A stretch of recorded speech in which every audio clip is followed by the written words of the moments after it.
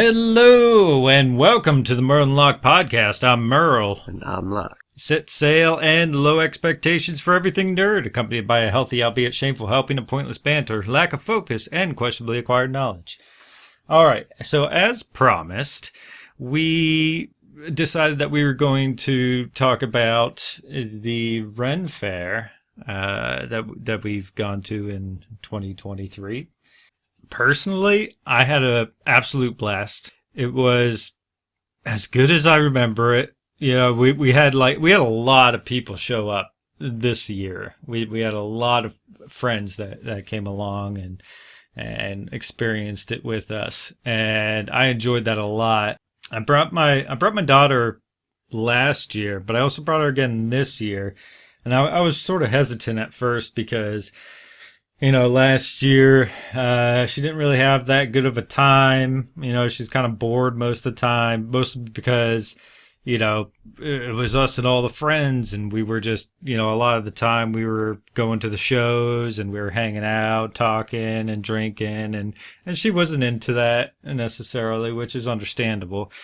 So my mom actually tagged along, and she's like, you guys do whatever you want. And, you know, like I paid for her ticket, right? And she's like, if you pay for my ticket, you guys do whatever you want, and I'll chauffeur the little one around. And that's, so I did. I paid for her ticket to come along, and she said she had an absolute blast. And whenever my daughter wanted to go off and look at shops or whatever, or browse around at different events, my mom just took her along to do whatever the heck she wanted, while the rest of us were just getting absolutely hammered, and we're eating and smoking cigars and what have you, and my daughter had an absolute blast this year. So it's I think it's going to be, you know, one of those, you know, core memory things where she's going to have fond memories of the Renn Faire, which I'm pretty excited about. And she said that next year she wants to, you know, try the dressing up, you know, and get into the spirit of things, and trying some new things out. And I was really excited about that. And as far as, you know, us having a good time, when we first got there, right, it was, we got there, we stayed there from open till close. And I know when we got there initially, we all met up at the front gate, just inside the gate, and we were all talking, admiring each other's costumes and what have you, and trading pleasantries and stuff. And it took too long. And I was like, you know what? I'm going to get a drink. So I went to one of the old taverns, and my buddy's like, all right, you go there, I'll meet you there. I'm going to go get us some turkey legs.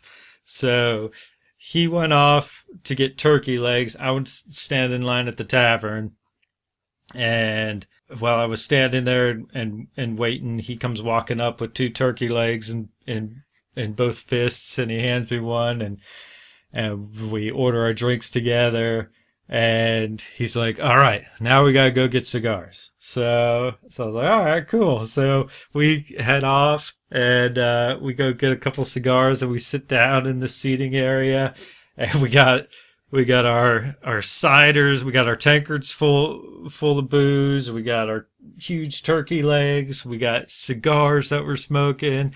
And it is just bliss right from the get-go. You know, it was amazing. And I was like, this is awesome. And so we were sitting there enjoying ourselves. And then this guy comes out of nowhere, right?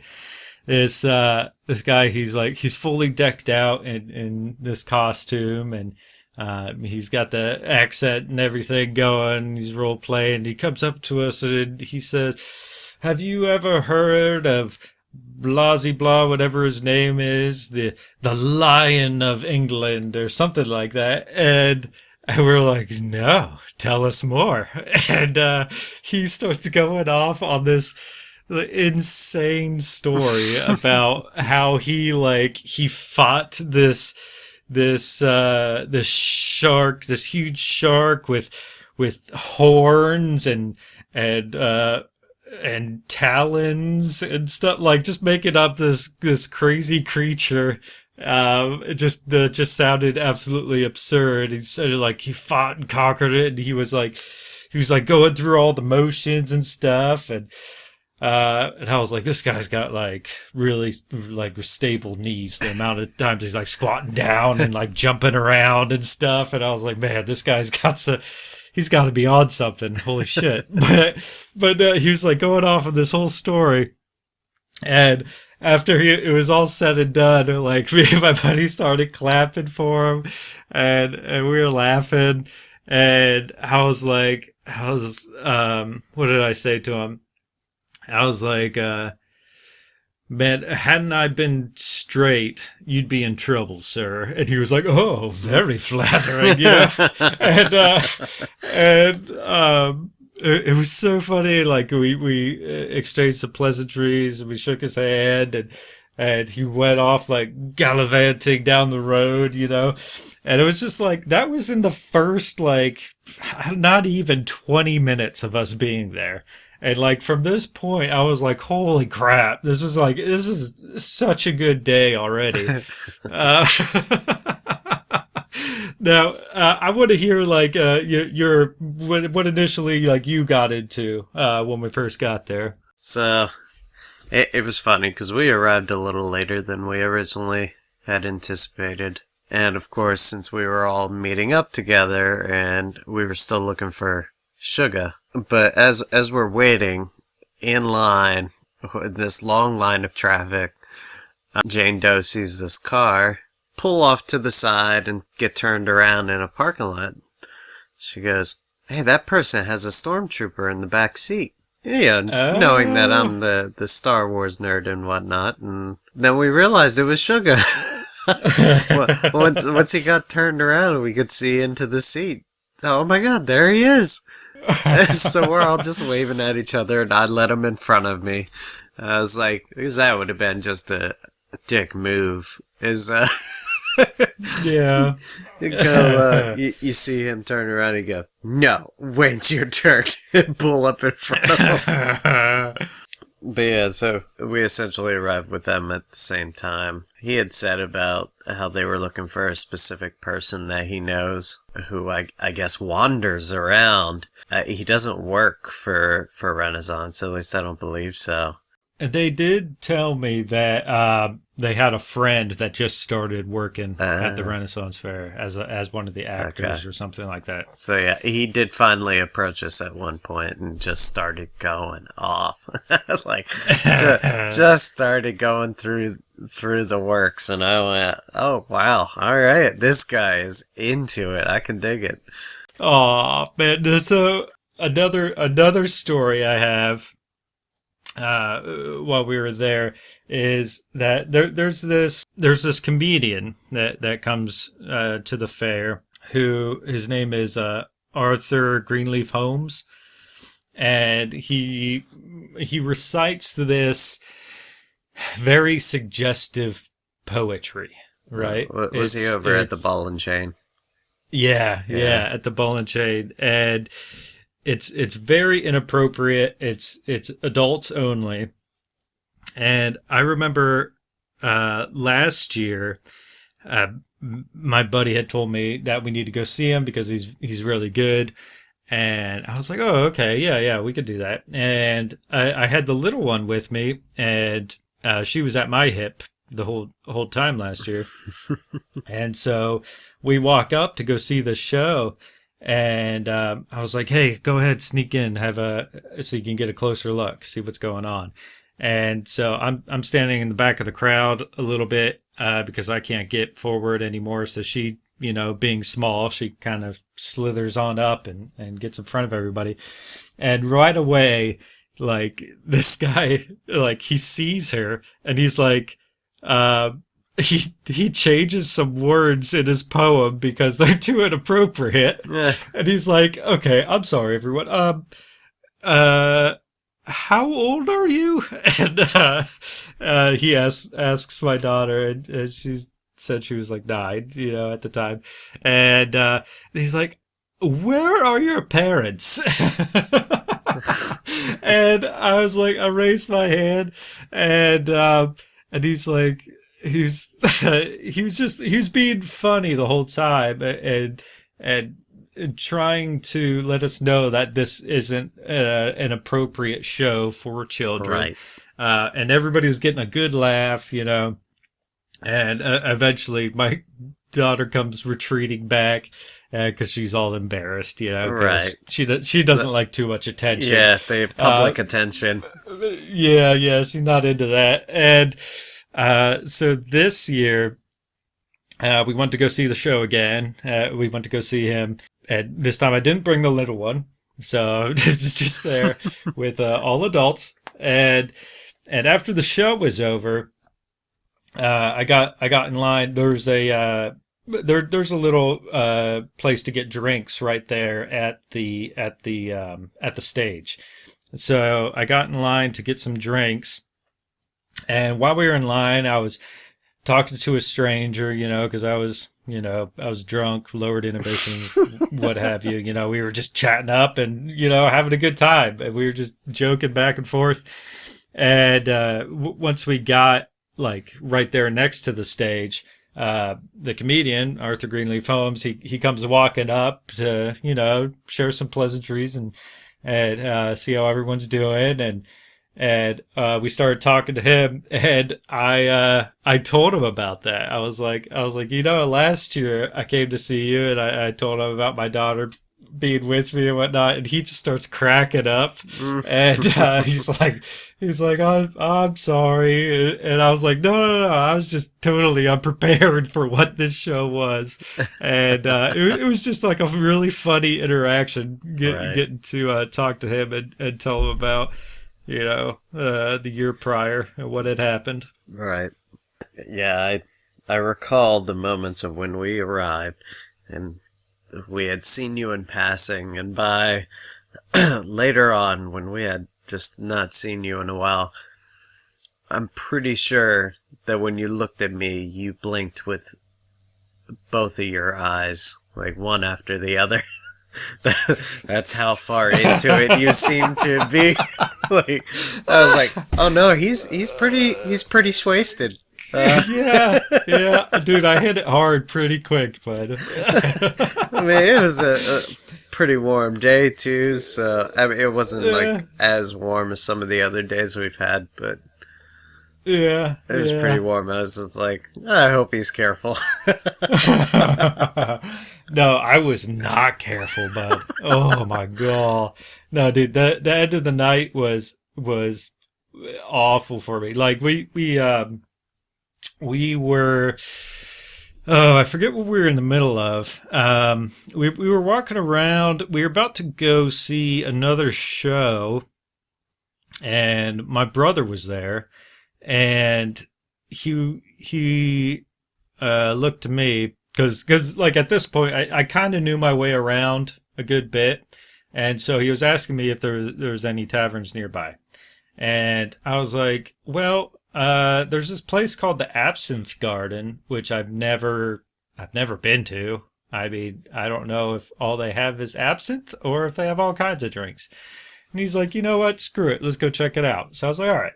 So we go to check out this Absinthe Garden, and I think essentially all the drinks, maybe 99% of the drinks, were some kind of mixed drink that included, included absinthe. And I was like, well, should have seen that coming. But anyway, there was this. We were looking at the list of drinks up on the big board that they had, while we were standing in line, and they all seemed like kind of like fruity drinks and what have you, and me and my brother, we often opt for drinks that are more of a bitter nature, right? So like, we didn't want any of the fruity stuff.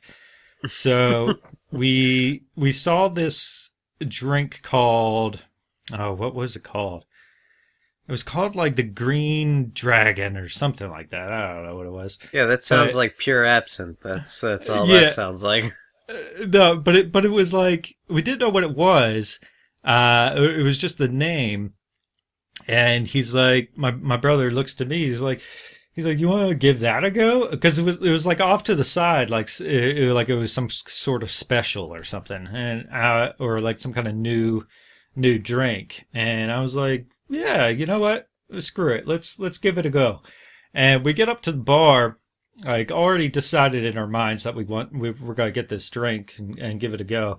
And when we get up to the bar, right before we order, we see the list of drinks, and it has all the ingredients in each of the drinks. And the drink that we were getting, it had like absinthe and gin, and beer and some other things, and I can't quite recall all the things that it had in it, but it was like a mess of a drink, right? It seemed something that was, oh, what's that game called? I think it's called like King's Cup or something, when everybody like pours a little bit of their beverage into a middle cup, and then whoever loses the round has drinks that whole thing, chug it. Yeah, it was something akin to that, right? Seemingly. It just sounded awful, but we were like, man, let's just do it, you know? So we order it, and it was like, oh man, it was like $14 for the drink, because like it came with a like a commemorative cup, and everything, and so with the cup and the drink, came out to $14. And after we get it, we're all excited about it, and we head outside and we take a sip, and we're like, holy crap, this is awful. Like it is the most horrendous tasting thing. You know, it's the most awful drink I've ever tasted in my life. Out of all the drinks I've ever had in my life, this was the worst. And I don't recall ever having absinthe before, and it has this like black licorice taste to it. Yes. Right? Yep. Which I god awful. I hate black licorice with a passion. And I had no idea that it would taste like that. And I was like, this is horrendous. And but we kept drinking at it, and eventually my brother dumped it, right? Because he was like, I can't handle this. This is hurting my stomach too much. But you know, me being me, of course, I was like, I paid $14 for this. I'm drinking it. Yep. You know? And I drank it. I drank it all. And it made me so sick to my stomach. But, you know, I went back to the tavern after, and I started getting ciders again, you know, to cool everything off. And, you know, I started feeling good again. You know, I started feeling better, and I was feeling fine. But by the end of the night, my God, I was so sick that while we were in the car, I wasn't driving, of course, but like everything, like I could not focus at all. And you know, where the fair is, there's a lot of back roads back to my brother's house, and you know, it was all swervy and what have you, and I couldn't focus, and I was all over the place, and I puked in the car. Well, I had a bag, right? I had a little puke bag, so you know, I barfed in the bag, and barfed a couple times when I got home, but surprisingly, when I woke up that morning, I wasn't that hungover. I was like, you know what? I think I expelled enough of that poison last night that I actually feel all right. But yeah, I certainly overindulged a bit. I know next year I'm never going to the Absinthe Garden again. For one, I am never going anywhere near that place again. It's just that place is awful. And I remember actually running into Sugar later on, and he had gone to the Absinthe Garden as well, and he had a drink. And it wasn't the same drink. It was a different drink. And I asked him if I could taste it, and he let me have a taste. And I was like, that's pretty awful, but it's not as awful as mine was. And he's like, yeah, this is pretty bad, but you know, I paid $14 for it, so I'm gonna drink it. And I was like, that's what I said. If I would have gone to the absinthe garden, I more than likely would have chosen something more on the fruity side, just to try to balance out the fact of how bitter and how nasty that black licorice aftertaste is from absinthe.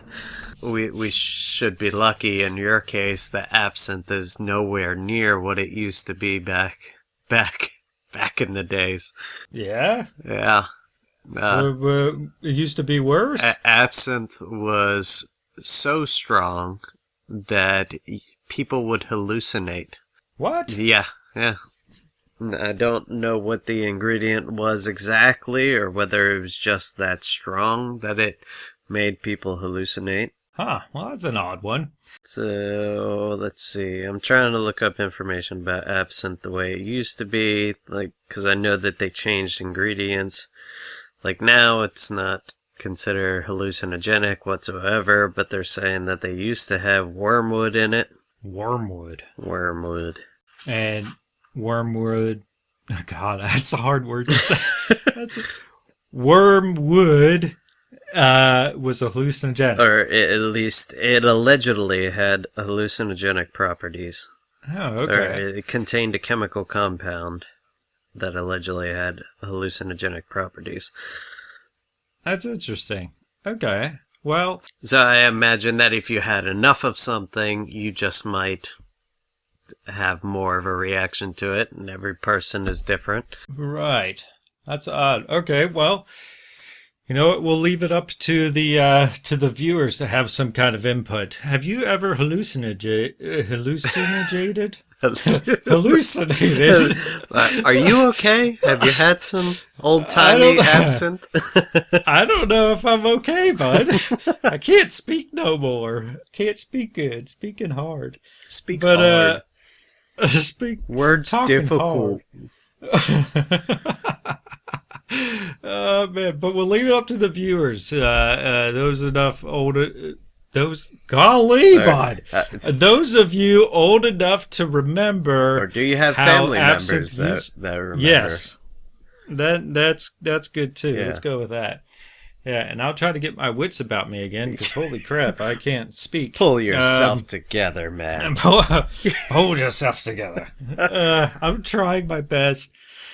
Good Lord. Now, as far as other stories go, I remember it was towards the end of the day. It was right before like the final show, where, you know, I was, you know, I don't know how many drinks in at this point, but we were all sitting at one of the stages up in the bleachers and stuff, and there's this Celtic band that was playing, and we all love this band that shows up every year to play these shows. And while they were playing, I was like dancing around, you know, all drunkenly, like spilling my drink on myself, just like, you know, acting a fool.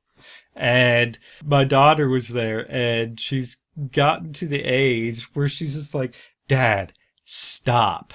You're embarrassing me. She's like, please stop. Like, it seemed like it was physically hurting her for me to be dancing around and acting a fool. And, I was like, just don't worry about it. Just have fun. Come on, let's dance, you know? And she's like, Dad, please.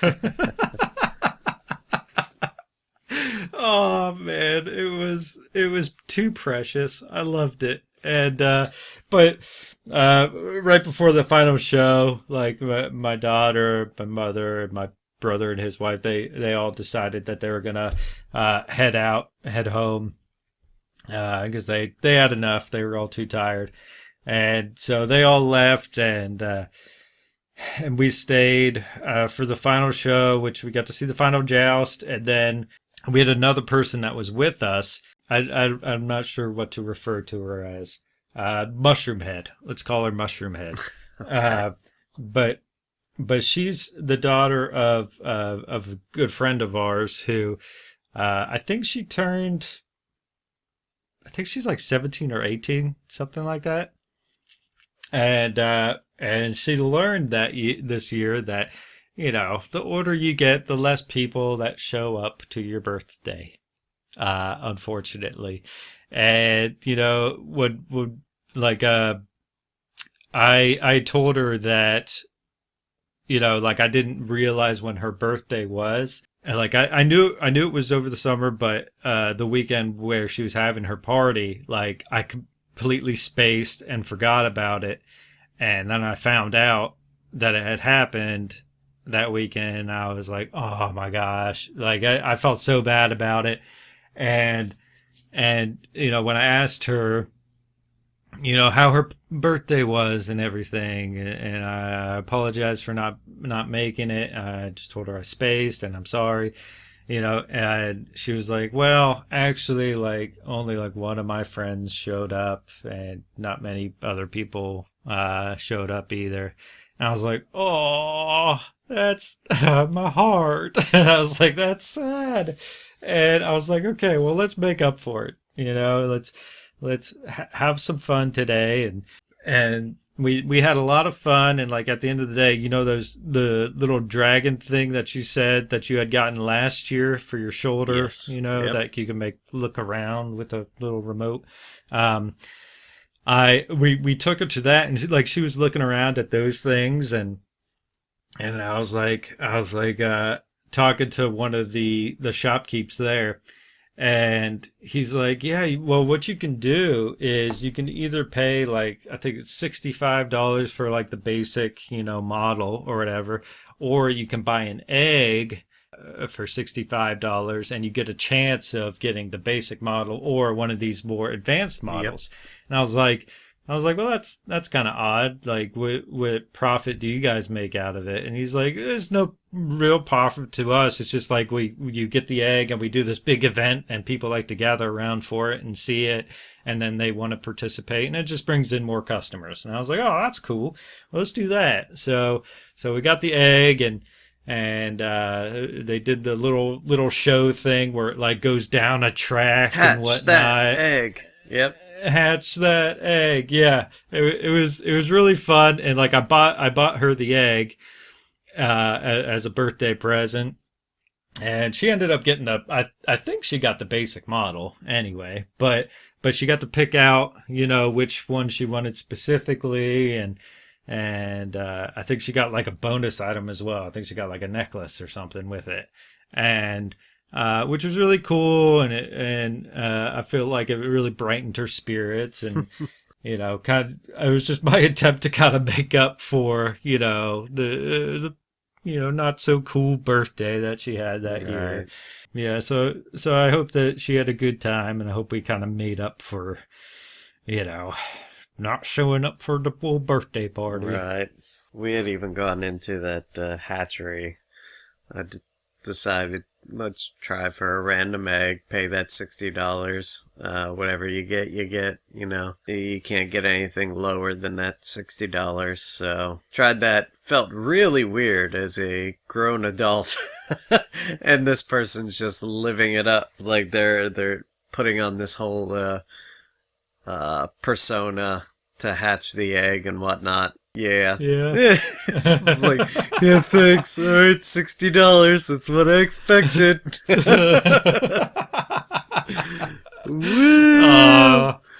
Well, I'll tell you what, though, man. I had a great year, and I'm so looking forward to next year. Oh, absolutely. And I've already talked to someone already. I think I might change up the outfit for next year. Oh.